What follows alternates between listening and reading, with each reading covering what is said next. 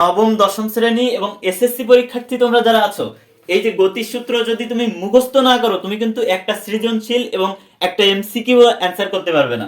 সুতরাং এই গতির সূত্রগুলো তোমার নোট করে নিতে হবে। এখন আমি তোমাকে বুঝিয়ে দিব। কি এই পাশে সবকিছু দেওয়া আছে, দেখো আমি লিখে দিয়েছি, এগুলো সব নোট করে নিবা। তুমি একটা এমসিকিউ অথবা একটা সৃজনশীল তুমি করতে পারবে না এই সূত্র ছাড়া। তাহলে দেখো, আমি যখন তোমাদের সৃজনশীল করাবো, সৃজনশীল প্রশ্ন যখন আমি করাবো, তোমার এই গতির সূত্র যদি তোমার মুখস্থ থাকে, তাহলে তুমি আমার আগে আগেই তুমি প্রশ্ন সলভ করে ফেলতে পারবে। ঠিক আছে, তো চলো আমরা গতির সূত্রগুলি দেখে নিই।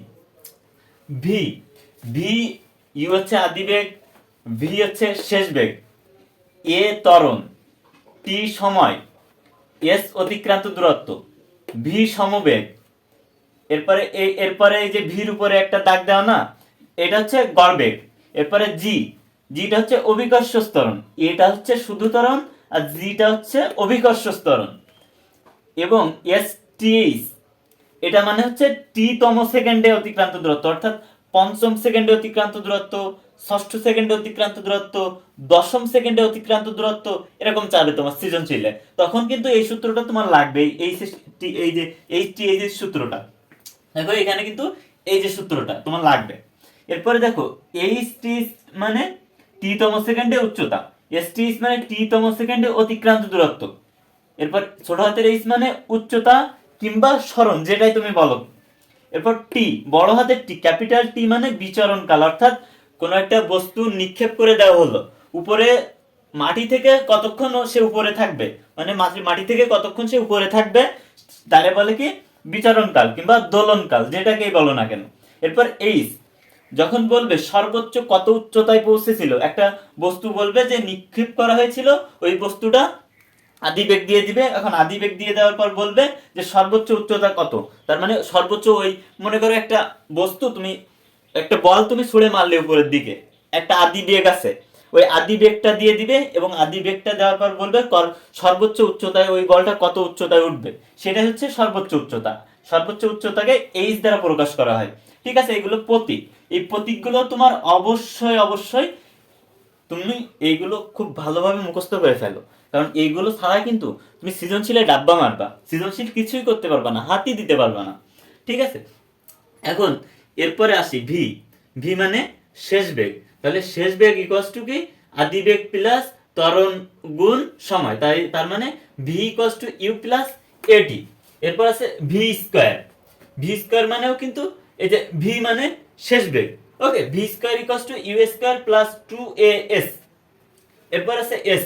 এস মানে কি, সমবেগের ক্ষেত্রে সমবেগ বলবে যে একটা তোমার গাড়ি চলমান অবস্থায় তোমার হচ্ছে টাইম বাড়বে কিন্তু বেগ বাড়বে না, ওটাই হচ্ছে সমবেগ। তাহলে সমবেগের ক্ষেত্রে অতিক্রান্ত দূরত্ব এস ইকুয়ালস টু ভিটি, মনে রাখতে হবে এটা, এস ইকুয়ালস টু ভিটি। এবং তোমার আস্তে আস্তে যদি বেগ বৃদ্ধি পায়, কোন একটা গাড়ি যদি চলতে চলতে আস্তে আস্তে সময়ের সাথে সাথে বেগ বৃদ্ধি পায়, তাহলে সেটা হচ্ছে ত্বরণ। ওই গাড়িটার ত্বরণ আছে, ওই গাড়িটার অতিক্রান্ত দূরত্ব বের করতে গেলে আমাদের এই S equals to U plus V by two into T, এই যে সমতরণের এই সূত্রটা লাগবে। না হয় এই UT plus half A T square, এই একটা আর এই একটা, এই দুইটা সূত্র থেকে তোমার এই দুইটা সূত্র লাগবে। তুমি এটা দিয়েও করতে পারো, এটা দিয়েও করতে পারো সমতরণের ক্ষেত্রে। এরপরে তম সেকেন্ড বলবে ষষ্ঠ সেকেন্ড, সপ্তম সেকেন্ড, তার মানে ওই এক সেকেন্ডে তোমার দূরত্ব কত দূরত্ব অতিক্রম করে, সেটা বের করতে গেলে S T H equals to U plus half A into 2t minus A. ঠিক আছে, তো এতটুকু আমরা বুঝলাম। এরপরে V, V equals to U plus GT. এটা কি, এটা হচ্ছে পড়ন্ত বস্তুর ক্ষেত্রে এবং নিক্ষিপ্ত বস্তুর ক্ষেত্রে। আর এই উপরের যে সূত্রগুলা, এই সূত্রগুলা মাটিতে মাটিতে কিংবা কোনো কিছুর উপরে চলবে, গাড়ি চলবে। ঠিক আছে, আর এগুলো হচ্ছে কোনো কিছু নিক্ষেপ করে দেওয়া হবে, সেই নিক্ষিপ্ত বস্তুর ক্ষেত্রে কিংবা পড়ন্ত উপর থেকে কোনো বস্তু পড়বে সেই বস্তুর ক্ষেত্রে ভি শেষ বেগ equals to U plus GT. ঠিক আছে, জি মানে কি অভিকর্ষ ত্বরণ, অভিকর্ষ ত্বরণের মান কি 9.8 মিটার পার সেকেন্ড। ঠিক আছে, আর V square equals to U square plus A minus A 2gh। অর্থাৎ এখানে একটা জিনিস, plus A minus A 2gh কেন, যখন একটা বস্তু নিক্ষেপ করা হবে তখন একরকম, আর উপর থেকে যদি বস্তু পড়ন্ত অবস্থায় থাকে তখন কিন্তু আরেক রকম। H, H equals to U plus V by two into টি।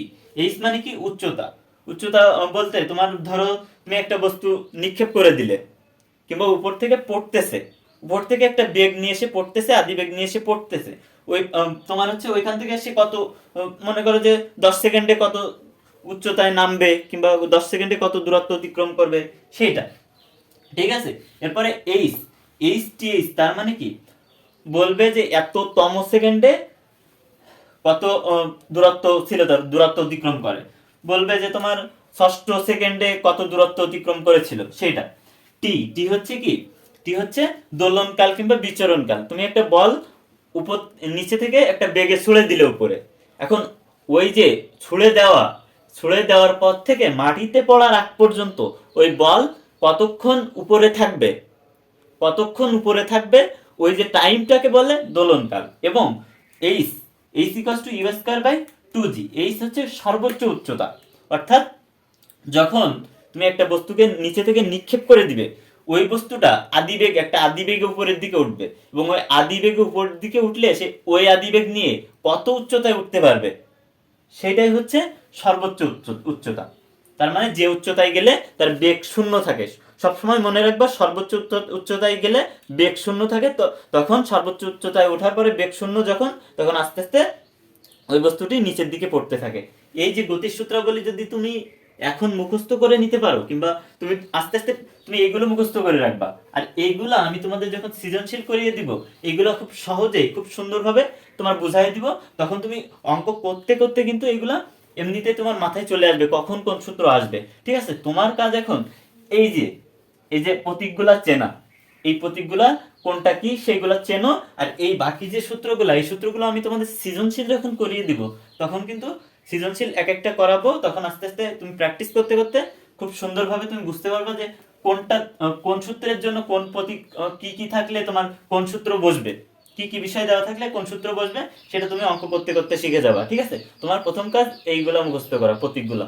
তো এরপরে আমরা হচ্ছে গতির সূত্র বলি দিছি, এরপরে গতি সৃজনশীল করাবো, এরপরে তোমার অন্যান্য অন্যান্য যে তোমার হচ্ছে অধ্যায়গুলো আছে, ওই অধ্যায়গুলোর উপরে 4 অধ্যায় গুরুত্বপূর্ণ আছে, 11 অধ্যায় গুরুত্বপূর্ণ আছে, 10 অধ্যায় গুরুত্বপূর্ণ আছে। গুরুত্বপূর্ণ যে অধ্যায়গুলো আছে, ওই অধ্যায়গুলোর আমি সবগুলোর এরকম ভাবে তোমার সূত্র দিয়ে দিব। এই সূত্রগুলো তুমি মুখস্থ করে ফেলবা, এবং প্রতীকগুলো চিনে তুমি ভালোভাবে মুখস্থ করে নিবা, তাহলে খুব সহজে পরে গিয়ে তোমার সৃজনশীল করতে গেলে কিংবা এমসিকিউ করতে গেলে যখন তোমাদের করাবো, তখন কিন্তু খুব সহজে আমার আগেই তোমরা অ্যান্সার করে দিতে পারবে। এইগুলা তোমরা নোট করে নাও।